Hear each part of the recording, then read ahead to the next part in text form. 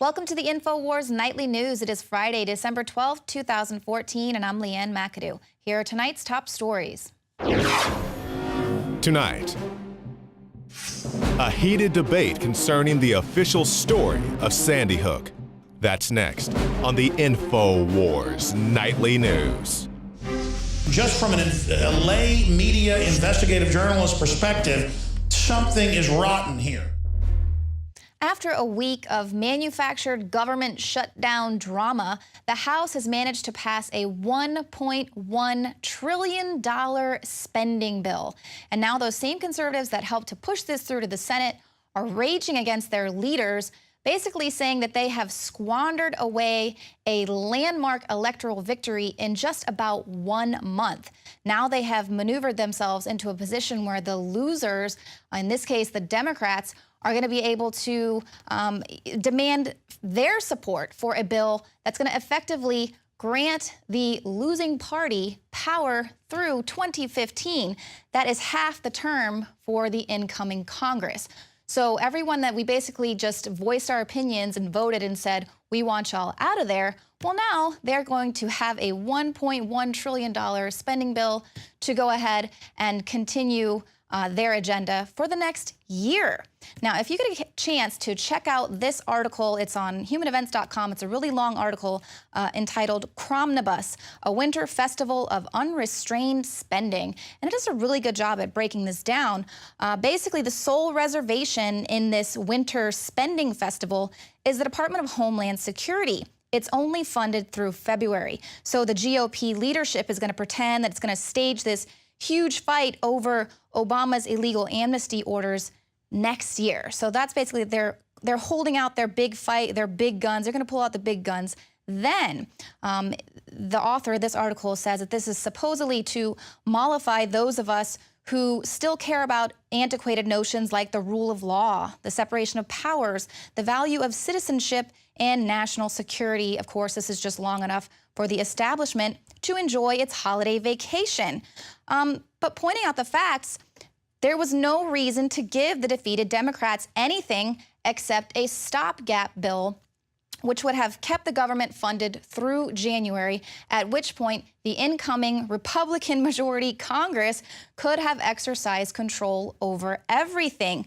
And if Democrats didn't like that, well, then they could have just shut down the government, allowed the government to shut down, and then they would have had to explain to all of the voters, why they needed to give their support to this party that they just tried to throw out of the government. They would basically be in a position where they'd have to explain to all of us why we need to allow them to have power for the next year. Does this make sense to anyone? Definitely not me. So let's take a look at what's in this. Well, there's more money for the ISIS-linked Syrian rebels, $500 million to be exact. Now, this is going to be used to equip appropriately vetted elements of the Syrian opposition who are going to defend the Syrian people from attacks by the Islamic State of Iraq and or ISIS. And you'll recall that back in September, ISIS signed a truce with the remaining rebel groups, and they are now working together against the Syrian government. We reported on that. We reported that they had joined forces. They said they're the most powerful in the region, so of course we're going to work with them. And maybe they're not aligned, these people that are getting these equipment and all these $500 million, maybe they're not aligned with ISIS at the moment, but just like Rand Paul said, and like we have told you, most of the arms that we have given to these so-called moderate rebels have wound up in the hands of ISIS. They've either simply taken them, it's given to them, or we mistakenly give them to some of these radicals, thinking that they are moderates. And of course, what else is in the Cromnibus, right? It's a 1,600+ page bill that is way too big for any of our super busy elected representatives to read so they can rush off to their Christmas break. It has to be passed or else the government is going to shut down, so just pass it. Don't worry about what's in it. It has a nice little provision for the banksters. And once again, it's going to put the FDC on the hook for financial derivatives losses. So it is a giveaway to Wall Street. Nancy Pelosi, here I agree with her, she said it privatizes the gain and nationalizes the risk. So basically, if the banksters succeed in these risky derivatives, they are going to pocket the money. If they fail, the taxpayer is on the hook. And this is much bigger than the collapse in 2008 because that only represented 1/20th of the American economy. This represents the GDP of the globe. And here to basically break down what this monstrosity of a spending bill is, it's nothing more than modern day slavery. Here is David Knight. Well, what we learned this week is that Congress wasted no time in leveraging their power and using derivatives to do it. Now, to give you a little bit of background as to what they've done before we talk about just how damaging this is going to be for the American taxpayer, for your wealth, go back to the original Depression. A large part of what happened with that was speculative options that were being sold. People were buying stocks on margin. As a response to that, they created the Glass-Steagall Act, which would basically remove that kind of speculative investment away from banks. Banks would be insured by the government, but only if they stayed to a core business that was very conservative. We saw that removed before the banking crisis of the early 2000s that allowed banks to get once more into the derivatives market to start getting into these options. And of course, they used the derivatives on mortgages, breaking the chain of title, securitizing the mortgages, selling bits and pieces of them, mixing them all up. That's a big story. We've talked about that before. And they were prohibited, supposedly, by the Dodd-Frank bill. Now, this week, we see the Republican Congress stripping that away. Again, allowing banks to get back into completely speculative derivatives, but this time it's a much larger market.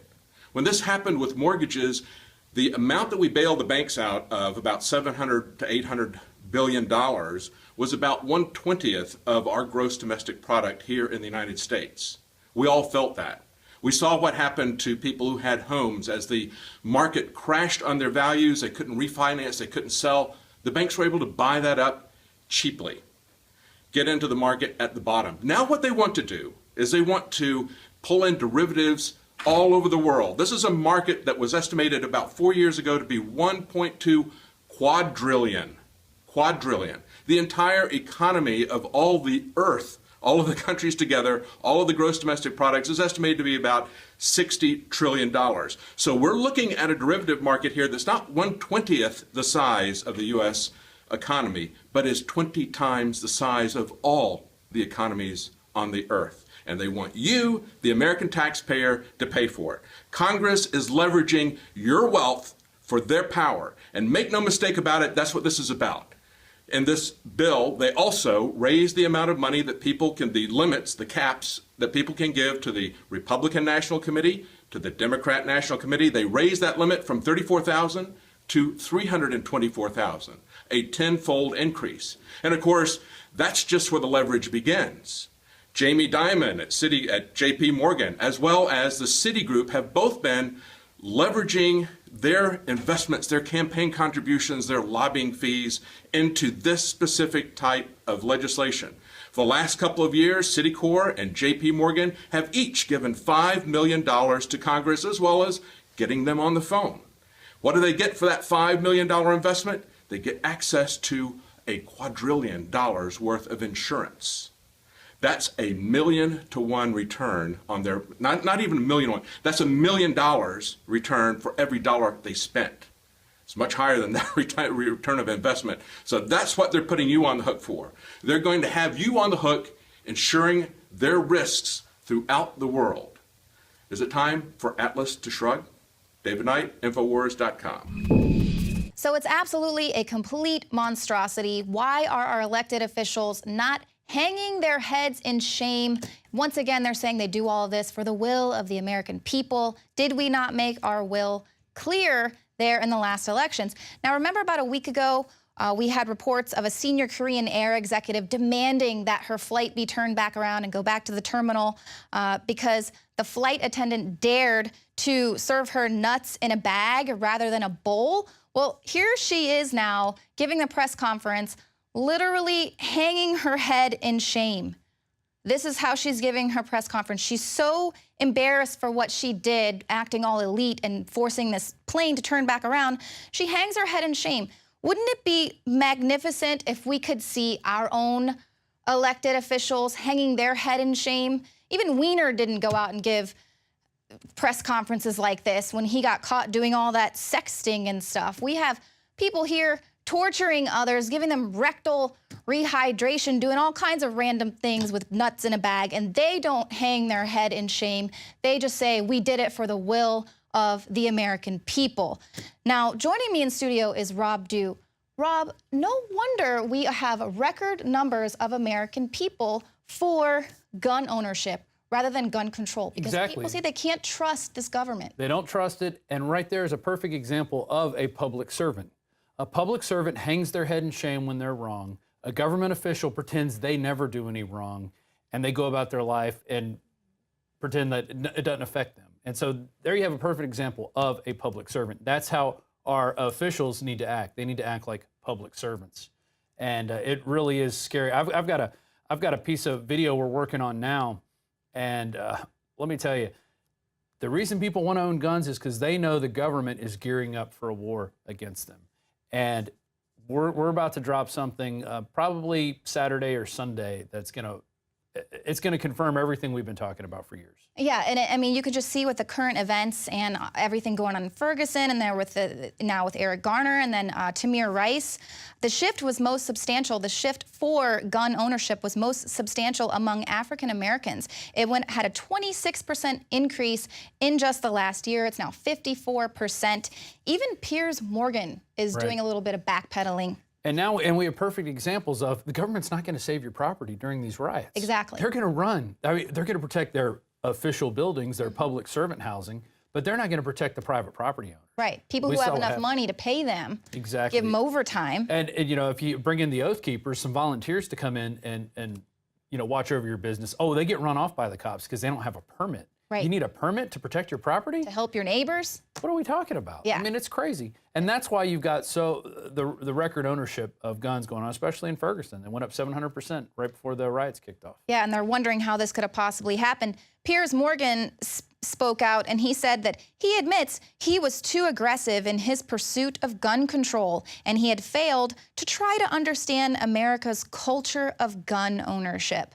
But of course, he still missed the mark because he calls it America's obsession with guns, when of course we know guns themselves are not the obsession. Freedom is. It's an obsession of freedom. And that's what he doesn't understand because he's from England. Right, and guns are a mark of free people. They live under the thumb. And that's why he can't understand that, because when you are a slave, freedom seems absurd to you. Right. He tried to tell us we should get a king. Right. Everybody's taking care of me. All my needs are met. I'm told what to do. I don't have to think. Oh, you Americans have this freedom, and we can't have that. I mean, it's totally amazing. But it doesn't surprise me, and that's why his show failed. Well, and it's not a wonder that people constantly are questioning the narratives that were given. People are questioning Bin Laden, Sandy Hook, all sorts of things that we're going to be talking about on the show tonight. And coming up, we've got two different interviews coming up. We've got a couple of filmmakers who made a Sandy Hook documentary that's being censored all over the web. And then we're going to have a couple investigators who had nothing to do with the documentary, but one says, he's a conspiracy theorist, but he thinks Sandy Hook happened the way they said it did. And the other one, Wolfgang Halbig, has been investigating it and has a bunch of questions that he can't get answered. And let me tell you, we've taped these interviews already. The second one's a marathon interview. So stay tuned tonight. You are going to get your money's worth. Those of you out there who are members of PrisonPlanet.tv, and we do thank you for your support. But speaking of the Bin Laden death, you brought that up. Here's a news story that's probably going to get forgotten. They do this whenever they kill people. They have to put something out into the world to keep the narrative straight. And then it goes away. Mm-hmm. And so what you're looking at here, veteran Fox News journalist Dominic DiNatale dead at 43. Now here's a guy who worked for Fox up until November 30th. That's just this, less than a month ago. I don't know if he was fired or if he resigned.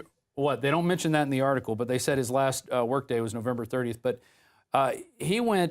officials discovered DiNatale's body Wednesday after being alerted by a friend who knew his state of mind regarding a serious undisclosed health issue.